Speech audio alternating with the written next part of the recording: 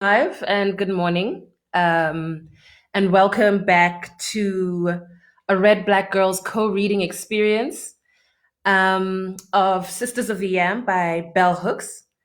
And I'm Ngozi. I'm saying hello from Gaborone, and Timelo's joining us on voice. Do you want to say hi, Timelo?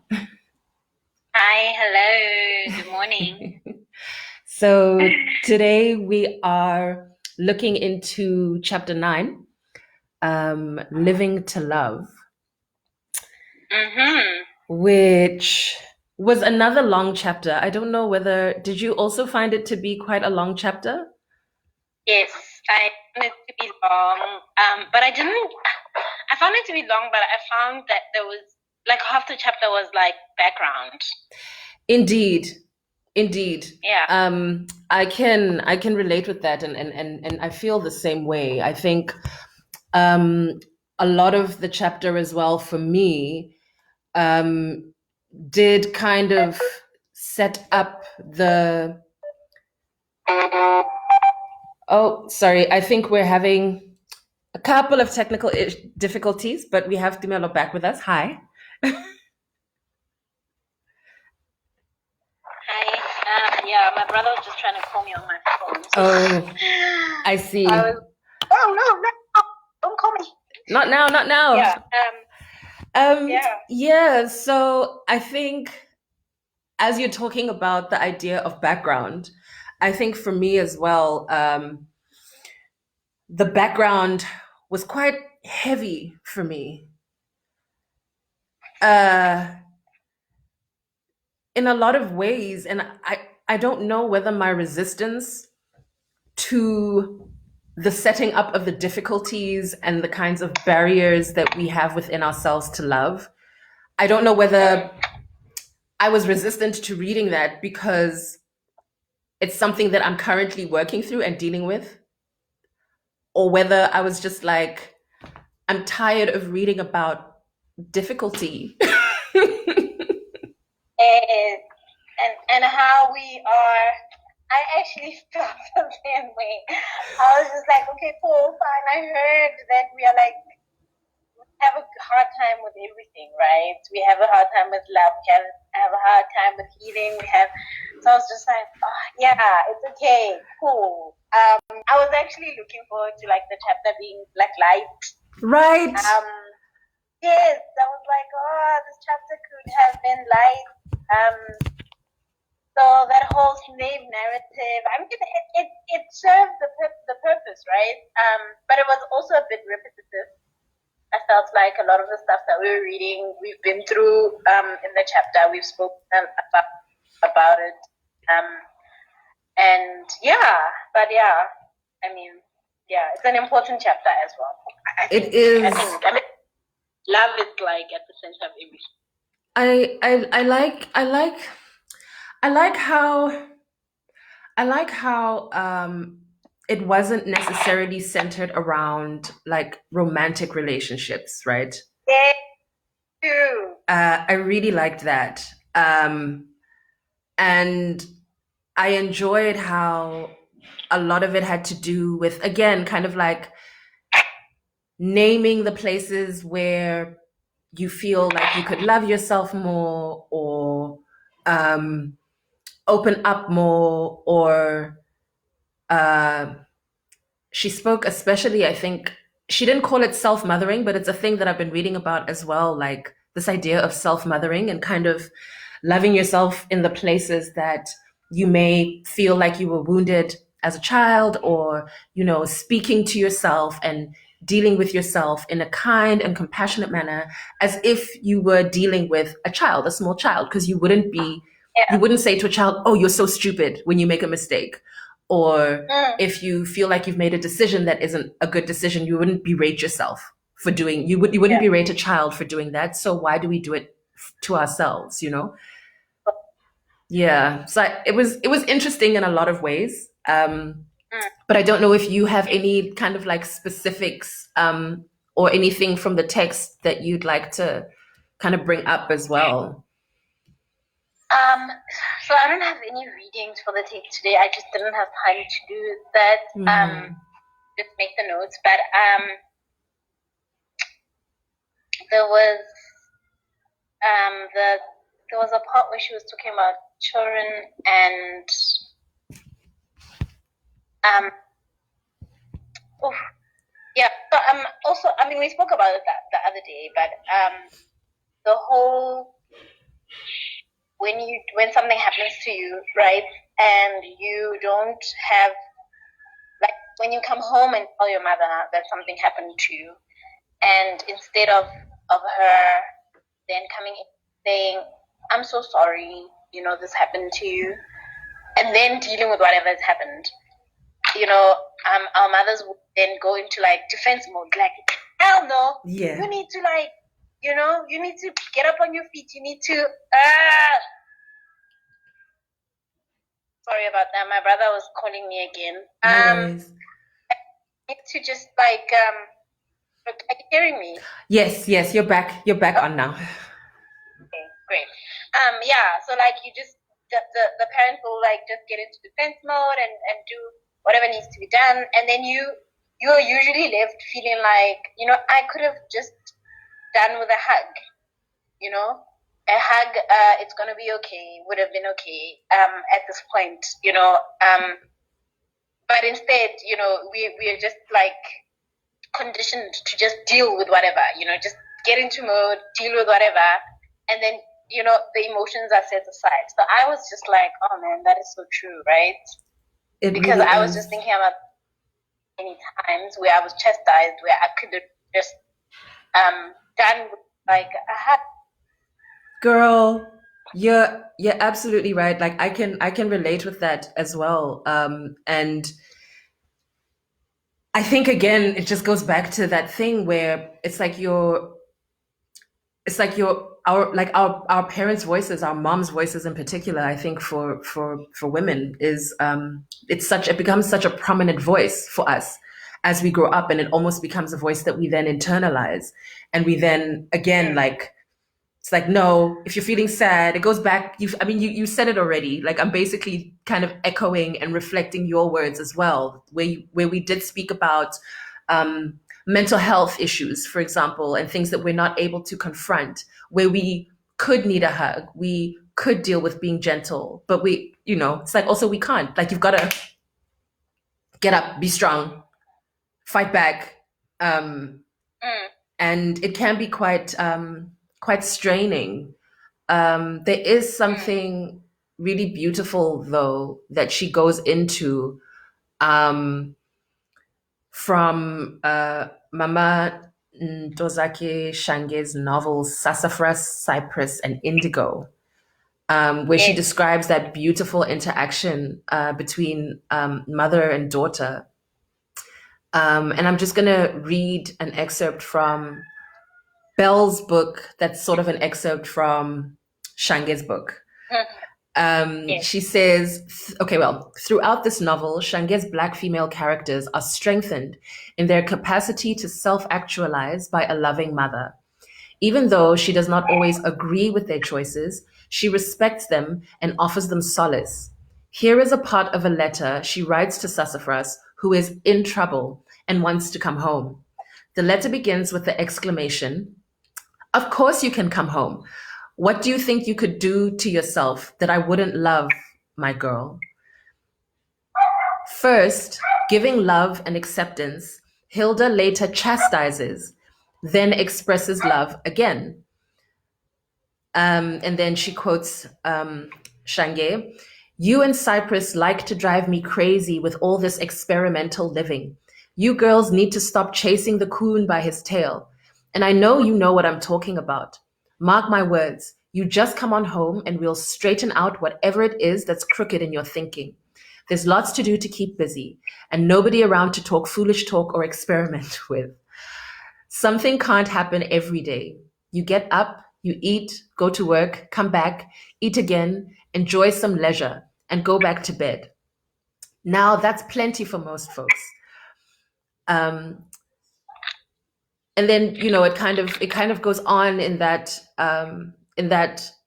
way, and she chastises and then ends up by saying, "Now I'm through with all that. I love you very much, but you're getting to be a grown woman, and I know that too. You come back to Charleston and find the rest of yourself. Love, Mama. So how many times have you had that conversation with your mother? Because I've had that conversation with my mother like a number of times.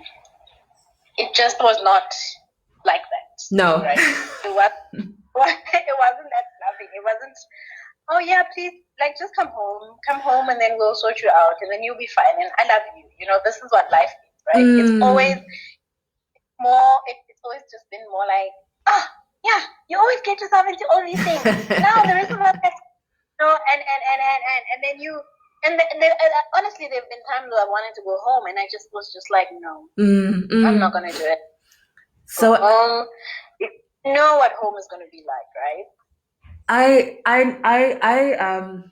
I will admit that, and I'm really grateful for this, that especially now, in recent times, Duduetso and Lesego are here. Lesego in Gaborone are here, not necessarily Lesego in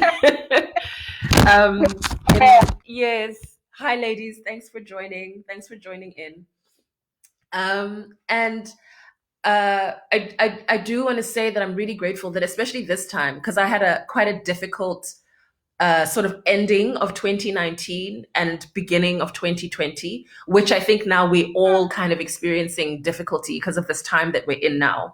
But I remember Mama saying, and she has said it a couple of times. She's like, girl, go out, do your thing. But if you feel like you need to come home, just come home. It's okay. You'll always it's okay. Just come home and start again. Gather yourself back to yourself, and then you can go out and try again. It's not always it's not always the most kind of free environment. Of course, you know what it's like to move back home. Like, it's not always as kind of free as actually being back home, but just the allowance that Mom gave to be like, come home, you know, it's okay. Don't worry. And I think, I mean, this is an extreme example. But for example, I've seen a meme or a short piece of writing online, I think, that spoke about it's better to come home kind of brokenhearted than it is to come home in a coffin. And it's an extreme example of, you know, when women are experiencing perhaps domestic abuse or abuse of some kind in their marriage, you know, that it's better to come home divorced than it is to come home in a coffin. And just that thing of like, women don't necessarily feel that they can come home, that they are going to come home to, it's okay, you made a mistake, or there was, or you know, you didn't, you're hurt, come home, we'll feed you. I love how Sassafras's mother says here, she says, you get up, you eat, you go to work, come back, eat again, enjoy some leisure, and go back to bed. Now that's plenty for most folks. And that's what she's saying as a mom to her daughters, that like, that's what you need. And I will provide that space for you. I will give you that because that's what you need to feel whole again. Yeah, and thank you so much for like bringing up that point of like not always being able to come back home, because I remember when I was growing up, when I was much younger, when you'd hear people talking about the institution of marriage, it would be such a shameful thing for a woman that had been married to come home, right? And I mean, you see it a lot in African literature, that where you would, you know, you'd rather be encouraged to work on the marriage, no matter there's like abuse, there's like, no matter what it is, right? They always sit you down. I mean, the church does that as well. They insist on counseling. They'll sit you down and say, you know, you need to work on, and a lot of women, I feel like a lot of women did not have that choice to say, you know, I'm tired and I just want to leave, because then the question would get, yes, because of that whole, I mean, if a family has paid lobola for you and married you, then your family would have to return it, and then because of the economics, they probably have spent the money already and they don't have it on hand, then it becomes like a whole thing, right? It becomes a whole thing where that family has the right over your physicality, right? That you need to stay. So having those spaces, and I know over the years, and I've been able because I've known, the ability, that whole feeling of being able to home. I've also tried, like, for other women, some of my friends that have did, like, even like 2 days, I'm like, I can't go home, or I go home. I just need just lay my head somewhere. Those spaces, I feel, are very, very. They are. They're really important. And I think I love as well how Belle makes a distinction between being cared for and being loved. Because there's another book of Belle's that I'm reading about love. I'm just trying to remember the title of it. If I can just quickly like see if I can bring it up. Yes, it's Bell Hooks's All About Love. And she also in that book, which she then also does in this book, is defining what love is. Because in All About Love, in the first, I think, chapter or first couple of chapters, she talks about how in popular culture we don't define love. We don't talk about what love is. Love is always like a conceptual, abstract, unknown, overwhelming kind of feeling. Whereas she writes in All About Love, she says, in order to change the lovelessness in my primary relationships, I had to first learn anew the meaning of love, and from there learn how to be loving. Embracing a definition of love that was clear was the first step in the process. Like many who read The Road Less Traveled, that's by M. Scott Peck, like many who read the Road Less Traveled again and again, I'm grateful to have been given a definition of love that helped me face the places in my life where love was lacking. It was in my mid-20s when I first learned to understand love as, and then she quotes, love as the will to extend oneself for the purpose of nurturing one's own or another's spiritual growth. And that also kind of, yeah, like that also kind of extends to love being a verb, not necessarily a feeling or an abstract noun, but love and extending oneself is something that you do. I also love how it's not a selfish act, right? It's not for me. It's for me and others. Yes. So yes, it's like a communal thing. And I love how she then says, if you're taking care of yourself, then you are able to extend your love. You are able to be kind to other people. You're able to go out and say, hey, right? Yes. How are you doing? And consciously, listen to that response and engage in those conversations, right? So I really, really, really love that, because I feel like that's at the core of, that should be at the core of everything that we do. If we're in good spaces and we are taking care of ourselves, then it becomes all that much easier to, in all spheres of our lives, to be there for other people, to show up for other people, because we're showing up for ourselves. Oh, girl. Yeah. Lastly, on All About Love. So I some years ago tried to read that book, right? And I couldn't get past the first chapter, because I feel like a lot of it was over my head, because I was not in a where I felt loved. And I wasn't in a place loving myself either. Mm. So reading that book it didn't sit like the stuff that was written, but it wasn't making sense at that time, right? Because I wasn't Yes. like The space. yeah, It was like the space wasn't conducive. So yeah, thanks for bringing it up. No, for sure, sis. Because I'm on this journey as well, as I think a lot of us are. And I think, oh, sweet. Lisero just commented and said, love is what love does, right? And I love that. I think, in the context of love being a verb, like it's something we do. It's not necessarily something we feel all the time.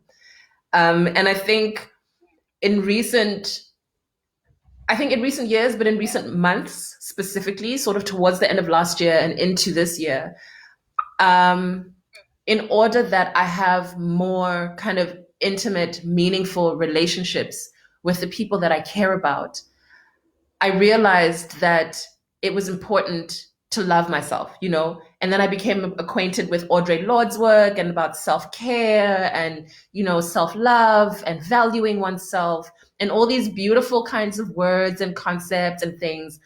And I was like, okay, but love yourself. What does that mean? Does that mean doing a face mask every Friday and sitting in a bubble bath? Does that mean looking at yourself in a mirror and being affirming to yourself, which Bell Hooks makes an example of as well in this chapter? Like, what does it mean? So, like, it's like, so what is love? What does it mean to love oneself? And I love this definition because, it's like if you're overextended, if you're too tired, if you're angry all the time, how are you creating a space that's conducive to your spiritual growth? Is that it? Is that how is that loving yourself? So it's really, so that's basically one of the things that prompted me to read all about love, because I was like, what is love? What does it mean? Who is it for? How does one do it?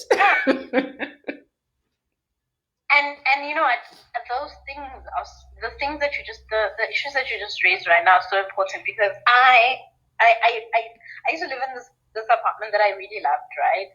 It was not conducive for the kids.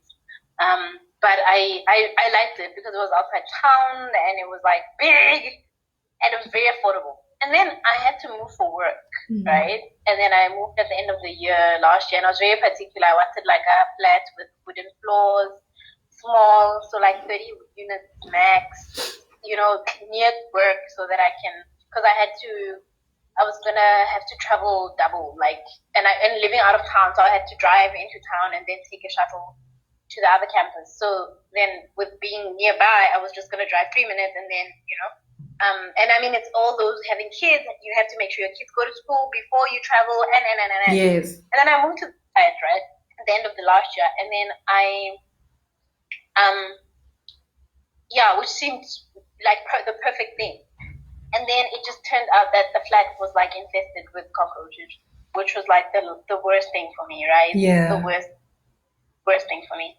And I couldn't do, like, over December, because I moved at the end of November, and over December, I couldn't do anything. It was the most miserable, because when you move, right, you don't have money, right? Because you've spent all your money on the deposit. Yes. So I couldn't, like, even shift, into another space. I couldn't go anywhere else because, it was just too much. And then, like a month later, I was like, I'm going to look for a place. This is not going to work. Like, it's not going to work. So in January, I looked for another place.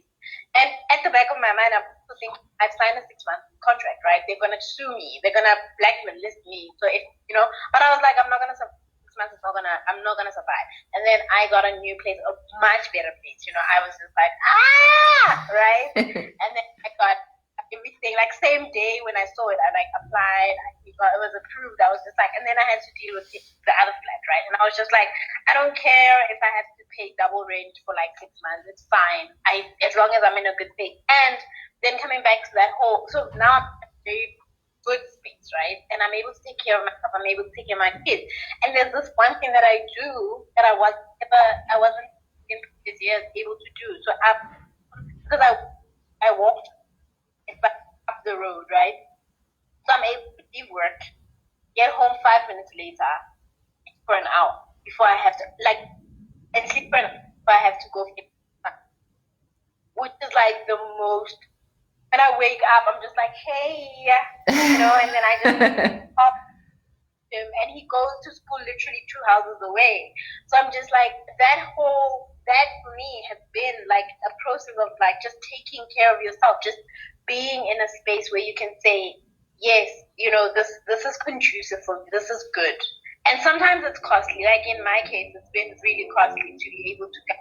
But I know that, making that long term, that decision is gonna be beneficial in the long run, right? Sure. So, No, definitely. And wow, like kudos to you as well for being able to love yourself and care for yourself and like actually do the thing of I'm not comfortable here. I'm going to remove myself from this place because I'm not comfortable here and I'm going to move to a place where I will be more comfortable. Like, because that's not always an easy decision to make. And like you're saying, it's like super costly sometimes. So I'd like to, Dudu has shared a couple of comments that I'd like to share as well, and read out. And Dudu writes, and she quotes, "We show love via the union of feeling and action. I love how this is so simply put, but it says so much." Yes, and she was just saying that she loves how this is so simply put, but it says so much that we show love via the union of feeling and action. Yeah, and I wonder, like, and this is a question as well, like maybe for you and for those who are listening and joining, like who've joined us via Facebook Live, that how, because that thing of feeling, ne? You're not like I know that I don't always feel in a loving mood. Like I don't always feel loving. I don't always feel lovable. And what I want to find out is how, first, if you can relate with that, and if so, how do you carry on behaving in a loving way, even though you might not necessarily feel the feelings?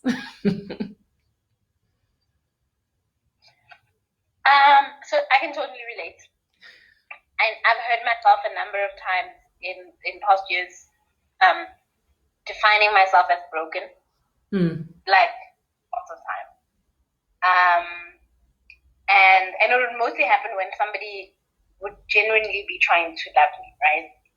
And I would be building this wall, and I'd be like, but I'm in so many pieces,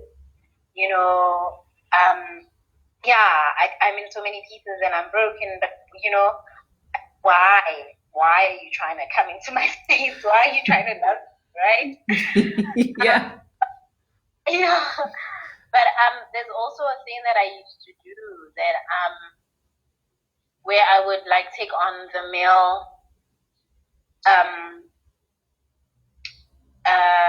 like a manly character, where I've said this many times, where I would say I'm both man and the woman in my life, right? But I'm more than man because because I take care of everything. I take care of business, right? But the one time I was in this program and they had us choose. They had us choose whether you feel you're like male or female, or you're none, like between. So you had either stand on the left or in the middle. And I was literally standing in the middle because I wasn't sure. It's not that I was sure that I'm a woman, no, but I just, because it was like, how do you feel? Do you feel you are, I didn't feel like I could look in the mirror and smile at myself and say, hey, you, and yeah, it just, so you make think about that. But I mean, Belle writes about she says somewhere about not feeling like you can love yourself. right? And I feel like sometimes I'm so too busy trying to be okay that loving myself was not an option. Yeah. No, thanks. Thanks so much for sharing that. And like,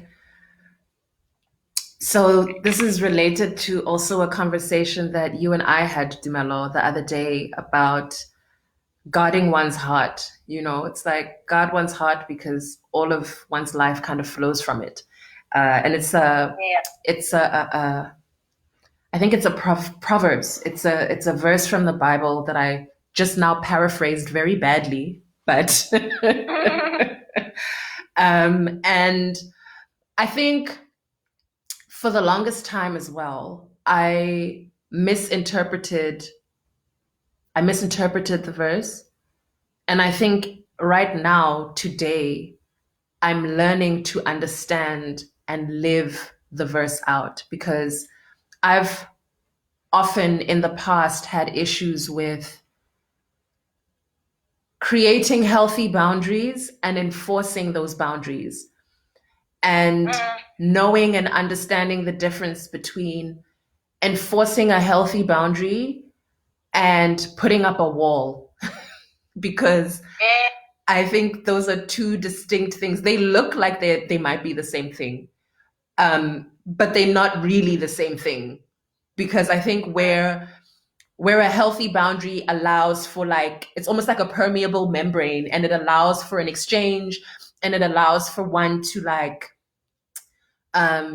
okay, this doesn't feel good.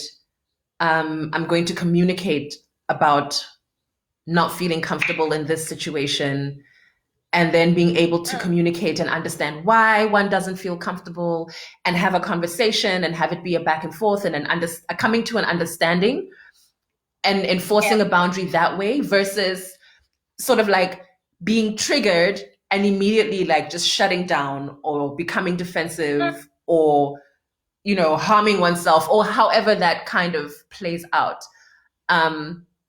and it being kind of like a hectic process to even just within oneself learn to remove the barriers to receiving love because the truth is we are worthy of love even when we don't feel like we are worthy of love. You know. I agree. Oh, I love that. Hey, I love how you say we're worthy of love, even if we don't feel like we're not. Even if we feel that we're not. And I mean that happens so much. I mean, how many times have you see it also in like black portraiture, right? In like movies with black people where women are just like, you know, like Orlando and I forgot the lady's name in what is that one? Tyler Perry's movie. That one with where the husband is on a wheelchair and she throws him down the stairs. Oh snap! That's so hectic. I don't think I've seen that one. Diary of a Mad Black Woman. Okay. Whoa. There's this guy Orlando, right? And he's there and he's showing up and he's just like, but you know, you everything that you've gone through is okay. I'm here, right? And she's just like, how is that even possible? You know, how are you loving me? It can't be, right? It can't be a thing. But anyway, but also, that whole, going back to that whole, how I said the other day that, you know, I have this thing where I say, you know, I do everything with love. I've learned with doing and living like that you move away, you consciously move away from expecting. So you know how the Buddhists say that, you know, expectations are like they only bring suffering, right? They're the core of suffering. Yes. When you commit yourself to just being loving to everything and everyone around you, you don't walk into a store and you see a dress that you don't have, right? That costs like a fortune, and you're just like, oh my god, this will look so beautiful on Gozi. you don't have that thing where you're just like, but I don't have it, and why should I buy it for her? And why should she have? Why is it that you're like, because you're so open, that like her having it will make you happy, it'll make her happy, and that's fine. And even if she doesn't come back, right? Because that's what I've realized as well with relationships right now, whether it be friendships or whatever, everybody expects some sort of reciprocal. We expect people to come back and say, I'm also going to do this. Oh, you love me. I love you too. Right? Type of thing. Right? Which I always find it to be so weird when somebody says, I love you on the phone. Oh, you say, I love you on the phone. And they're like, I love you too. Like, without even thinking about it. I'm just like, really? You mean, like it's yeah. So, yeah, it's just the thing that I'm just like, I've seen myself say it a number of times where I'm like, you don't have to say it just because I said it, right? It's not I don't expect you to say it. So don't let it be a call and response thing where I'm just like, hey, I love you, and then I love you too, right? Just feel it. Take time to take it in and be like, oh, she said she loves me, and that feels so good. It feels so warm because not because she expects me to say something else in return or give me something else in return, and so basically what I'm saying is that, like, when you live in a way where it's free, where you're just living in love and giving in love, and not expecting anything, it feels like it's worth it, right? Everything just feels like it's right. It feels in place. And I mean, it doesn't mean that you're not gonna. I mean, it goes back to Brene Brown and vulnerability. It doesn't mean that it's not gonna hurt. It's not gonna sting. It's not gonna come back to bite you. Sometimes it will, but you would have put the best foot forward, right? You would have said, "But I did it out of love, and that's enough." It's enough. I love that so much because it means as well that one is living and loving from a place of themselves being the anchor. Like, you are your anchor. It's not somebody else's regard for you or regard for what you do that is your anchor. It's your own strength and your own rootedness is in your ability to love and give love. And that's such a beautiful thing. That's so beautiful. And I love how you speak about that expectation of reciprocation. Because there's this thing sometimes that I do as well where I can get insecure, like in my friendships. I sent my friend an SMS the other day. Well, I sent my friend a WhatsApp the other day. And I was like, oh, hey, how you doing? Because we haven't spoken in a while. And I was like, hey, how you doing? How are you holding up? And he didn't respond for, I think, a couple of days. And where maybe last year or 2 years ago, I would have been like, oh my God, are you mad? Is everything okay? I do. And like, are you fine? Are we still good? Are we still friends? Um,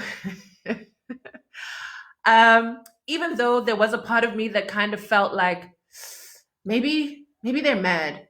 But then there was another part that was a little bit more like, I think, maybe compassionate and just kind of like, or they're busy or they need some time to themselves, and it's okay. They'll get back when they're able to get back. And even if they don't get back, well, it's like, it's fine. And shame, like a couple of days later, he's like, you know what? I actually responded to this in my head, but I didn't like, it's like, oh yeah, I thought I'd responded to this, which is like, it happens all the time, right? And so that hectic like turmoil and expectation, just the way you said, like, it's the expectation that causes suffering. Because it would have been oneself where you are the one being like, oh, maybe they're mad. Oh, maybe I did something. And then you're just on this like mill in your own head.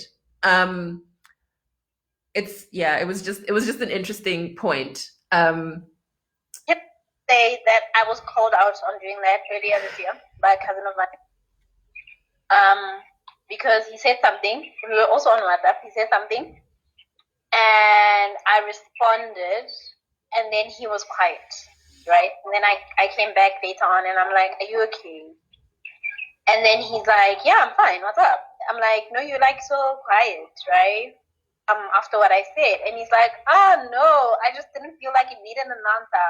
Like I was okay. I was like, it's okay. And then he said, are you one of those people that like does that thing where when people don't respond in a certain way, you panic?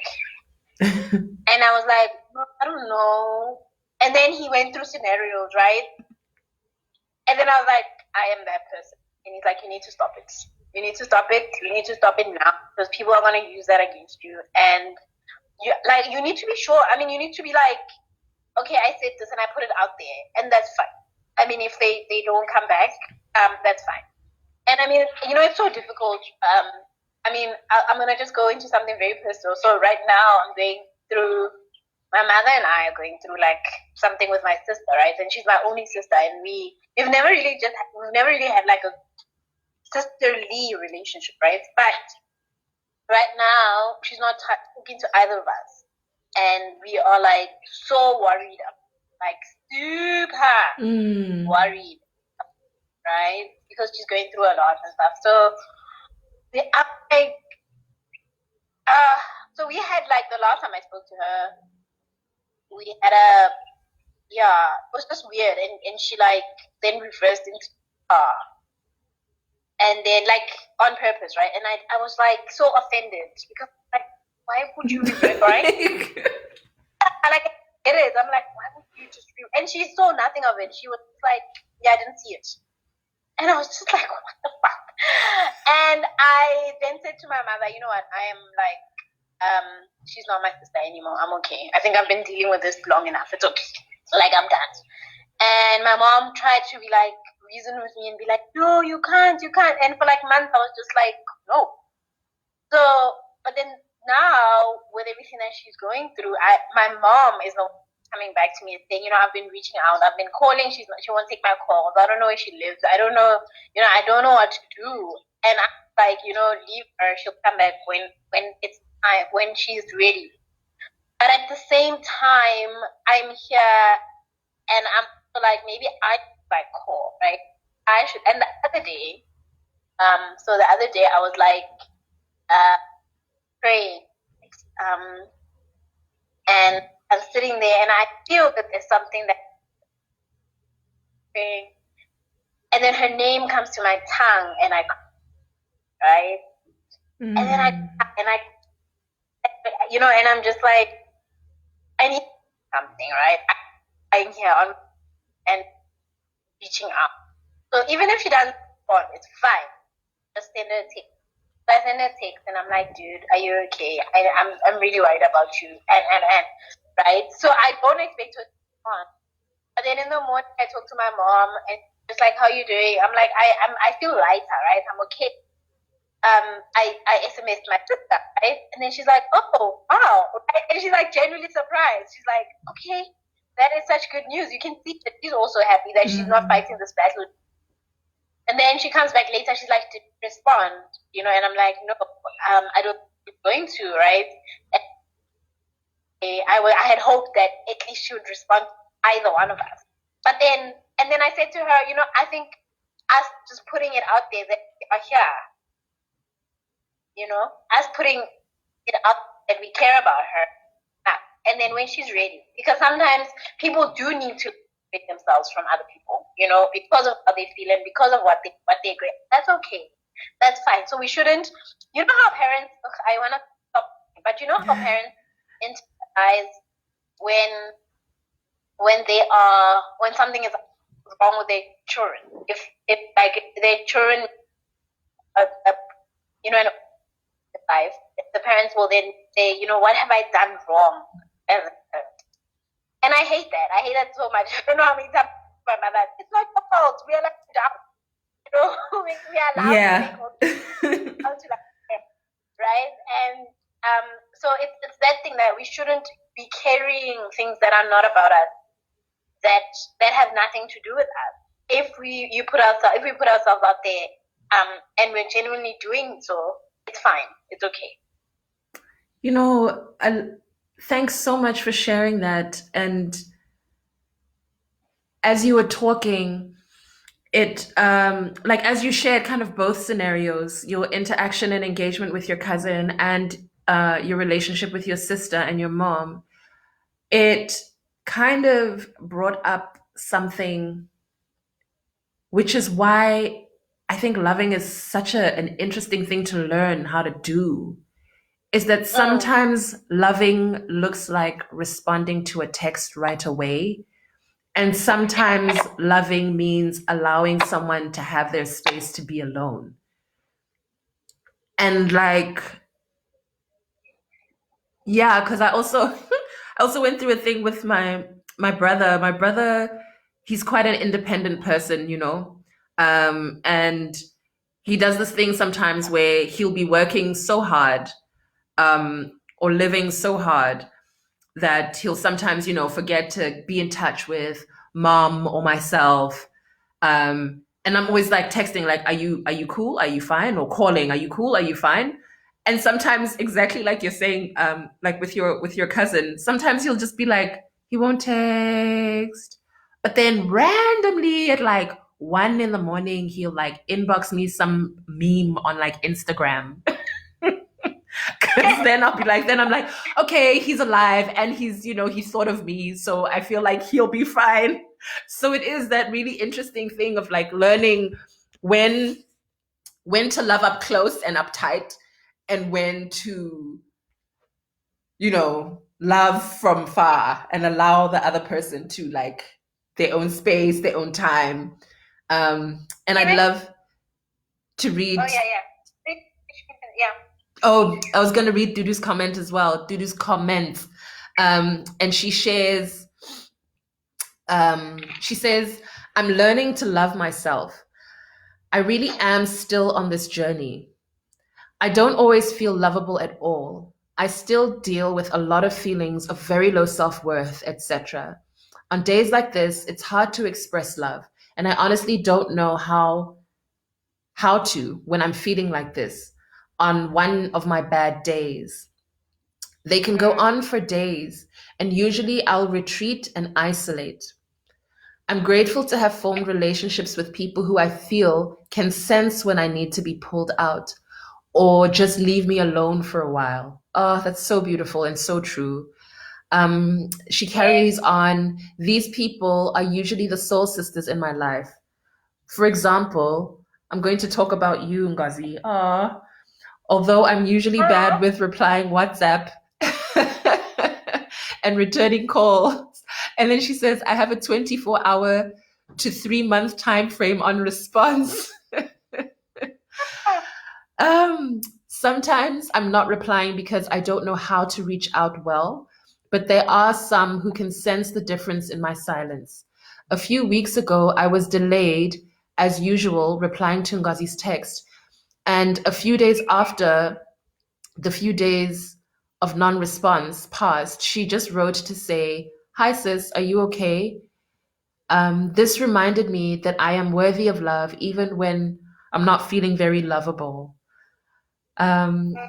and then she says, with certain people, I am that person who panics when they don't respond. Lol.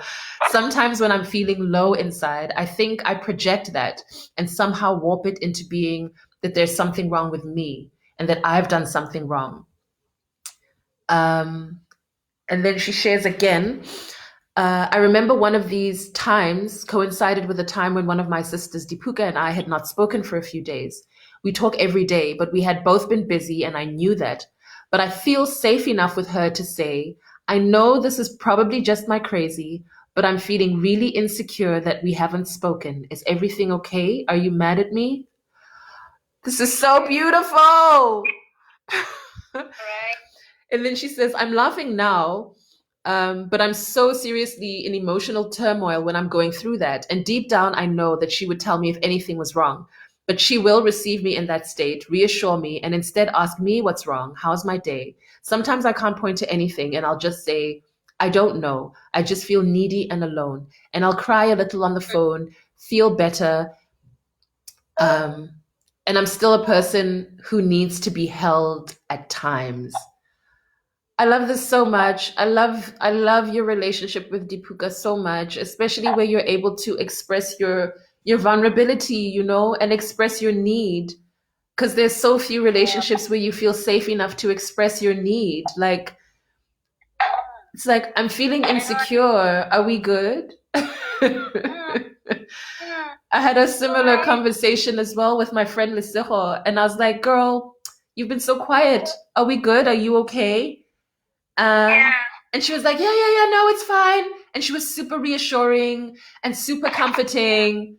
Um, and we need that in our lives as well. Hey, I honestly feel like all of us, every single human being, feels Mm, like there's a moment in their life where there's a moment of vulnerability or insecurity. And if you're able to be that person for them that reassures them that everything is okay, that they're good, that it's fine, that thing costs nothing. And I really feel like it would be so awesome if we could do that for one another more.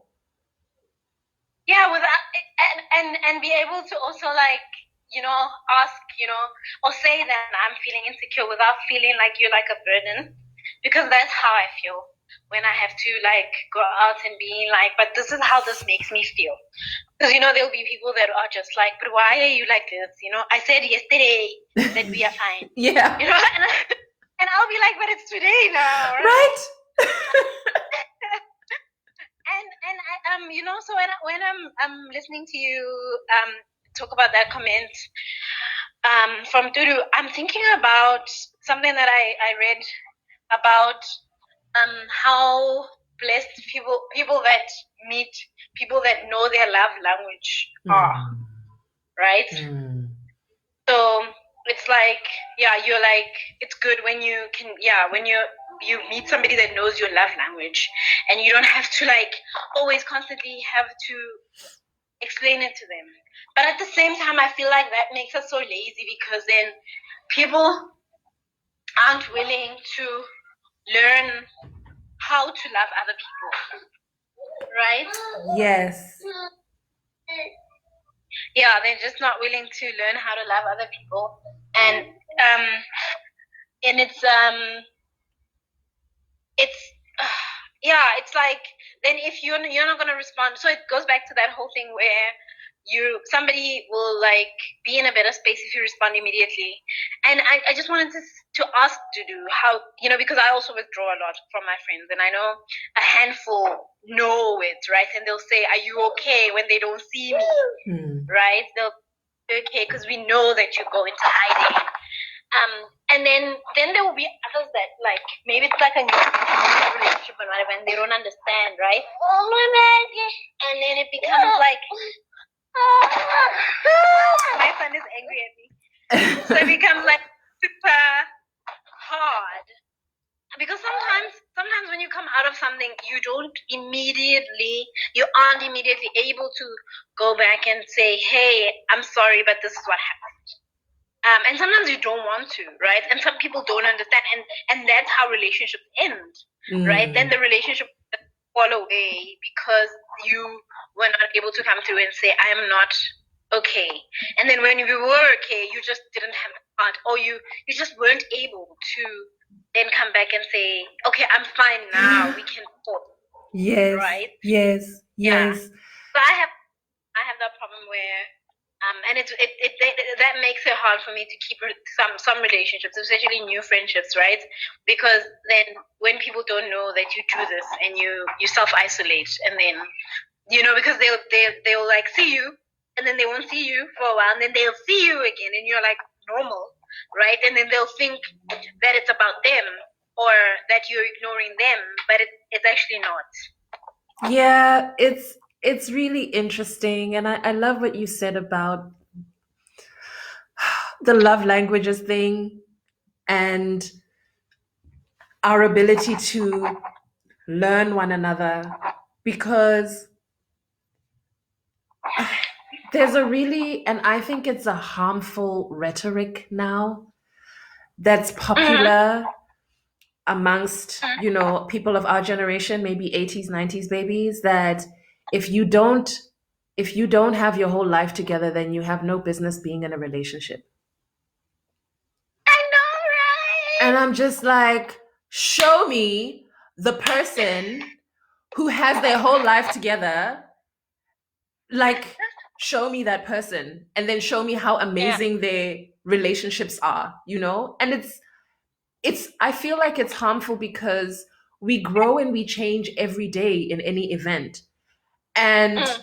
the beliefs that you hold one day and the experiences that you've had today, they're completely different from, or they may or may not be completely different from the person you hold to be in 5 years. And so Yes. relationships, including romantic relationships, friendships, filial relationships, it's a Mm. constant, it feels like it's a constant like loop and cycle of sharing and learning one another And and working on. working on. It's like, okay, that's a new thing. Like, I didn't realize that it's like, oh, so you retreat when you're feeling vulnerable. Okay, Yeah. so if you retreat when you're feeling vulnerable, it makes me feel insecure. So Mm. I have compassion enough to understand that when you feel sad, you retreat. But what I'm going to do Mm. is I'm going to communicate to you, like, I'm going to ask, are you okay? Because when you retreat, it makes me feel a little bit insecure. And I just need to know, are we fine? And perhaps in that situation, it's like, okay, no, we're good. I just need a bit of time to be quiet and be alone, but I'll holler back at you in a couple of days. And then it's a mutual allowance for vulnerability and a mutual kind of nurturing and gentleness around allaying another person's kind of fears or, yeah, like insecurities, man. And it's such a, I don't know, it's such a loving thing. So, I so Lissero's talking about, Lissero commented, I'd like to read her comments too. And she Mhm. says she remembers that conversation, the conversation that we had where I was like, are you mad? You've been so quiet. Mm. Did I do something? Mm. And then she says, yeah, I'm honestly that person who constantly feels like I'm so not good at loving. I have to Mm. actively step out of myself to be considerate. And I feel like a bad lover because of it. And going back to the earlier conversation of going back home, I often feel unworthy of a love like that because I feel like love doesn't come easy for me. It takes effort. Yeah. And then she laughs and she says, show me that person indeed. I think the person who's like got it all together. I Mm. love being in relationships of all kinds because being in relationships reveals things about ourselves that we need to heal, which we otherwise don't get to realize so easily. Ah, That's so beautiful. so beautiful. Can I just say though, as well, right, that I I have this idea that I it's so much easier to deal with genuine people. Like people just that are themselves. I mean, you don't have to be anything. You just need to be yourself. And Right. it makes it so much easier for me to just be me around you, right? Because I'm not peeling layers. I remember saying this to some. I'm like, bro, every time I see you, I'm like peeling off a different layer. I mean, you didn't have to like lay down your life the first time you saw me, right? But then don't be like saying something that when I see you next, you're just like, oh no, that was like a joke. I didn't really mean it, or you figured out that it was a lie type of thing, or yeah. I just don't want to be. I honestly feel like I don't want to be peeling back layers of the onion constantly when you're getting to the people. Like, I mean, there was and I know we're almost out of time, but there was like I was asking everyone, is it better to that whole when you sit up after you sounds like such a heavy heavy question to ask. Sorry, sis, what I Right? missed that. What was the question? What are your traumas? Oh, snap. Wow. Okay. Yeah, right. And then everybody was just like, no, I don't want to be asking that question. And then somebody made a valid point, because she was just like, I'm not about to tell every other guy that I meet that I have bipolar, right on the go. And I was like, okay, that's fair. But at the same time, I feel like having conversations like that, I mean, it doesn't have to be like the whole shebang, but having conversations like that gives people the chance to know what they're dealing with. Because if you're going to say to me when I meet you, right, or when you can see that there's something happening, that I have bipolar, then I can be in a position to also prepare myself or decide if I want to be, I mean, they're different things because, I mean, if somebody says I have trust issues, let's say, right, and you can like figure out or decide for yourself if I want to be in a relationship with somebody that has trust issues and things like that, right? Instead of now, one day, you're just sitting there, and then this whole barrage, of feelings and emotions like is thrown on you, right? Like a bucket of ice water, and then you're just like, what just happened? I don't think that's right, and I don't think it's fair. I'd rather know what I'm dealing with, and I decide if I want to be in spaces like that. I mean, it doesn't have to be like all at once, but like in bits. Just be yourself. I love that. I love that so much because it's just like also I honestly believe as well that like being kind of open and just being like coming as you are is so much easier as well for oneself because then you also know okay, Muthuyo knows that I have trust issues. So or like let me put it the other way around. Like if someone says to you like, oh, I have trust issues or oh, I have bipolar, it gives you the opportunity to love them in those places where they're hurt. And then it becomes a conducive environment for healing. Because Bell also writes about how love is healing and love and relationships of love can be healing spaces. Because where someone says to you, oh, I have trust issues, you might not necessarily understand where the trust issues come from or why the trust issues are there. But when they freak out, I'm freaking out, I don't know, you're able to be like, okay, I understand that you have trust issues. It's okay. Like, it's okay. Calm down. Don't worry. Compassion, compassion, compassion. Love, love, love. And eventually, that person learns that it's okay to trust. And yeah, love is awesome. And we are out of time, and I feel like I wish we could just carry on and on and on because it's such a beautiful topic. And this whole raised an interesting point about not feeling like love comes easy and that it takes effort. I feel like it's a whole other topic. But yeah, I'm gonna just kind of sign off.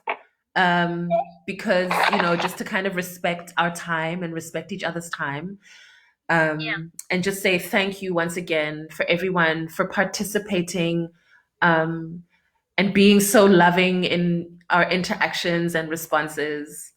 Yeah, I don't know, Dumi, if you have anything to add. I'm just gonna say, and continually seeing this as a safe space. Yay. That's it for me. Yay. Bye. Bye, sisters.